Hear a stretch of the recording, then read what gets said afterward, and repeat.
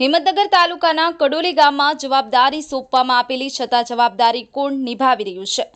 લો બોલો. વોટર વર્ક્સના પ્રમુખ દિનેશસિંહે ખબર નથી કે ગામમાં કોણ પાણી છોડી દેશે, જ્યારે જવાબદારી એમને આપવામાં આવી છે. છતાં હિંમતનગરના કડોલી ગામમાં પીવાના પાણીની રેલમછેલમ. કડોલીમાં પીવાના પાણીની પાઇપલાઇનમાં ભંગાણ થતાં રોડ પર ફરી વળ્યા પાણીનો બગાડ થતાં ગામ લોકોમાં રોષ ભભૂકી ઉઠ્યો છે. હિંમતનગર તાલુકાના કડોલી ગામમાં પીવાના પાણીની પાઇપલાઇન લીકેજ થતાં હજારો લીટર પાણીનો વેડફાટ થયો છે.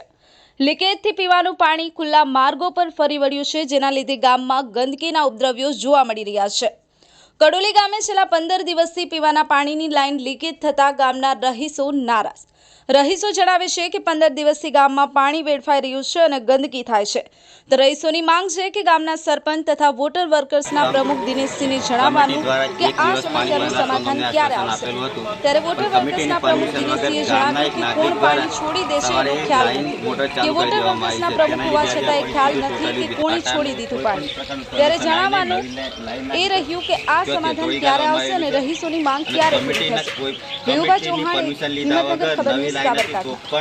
લાઈન ચાલુ કરી દેવામાં આવી છે અને કોઈ પરમિશન લીધા વગર સ્વિચ પાડીને મોટર ચાલુ કરવામાં આવી છે ગમે.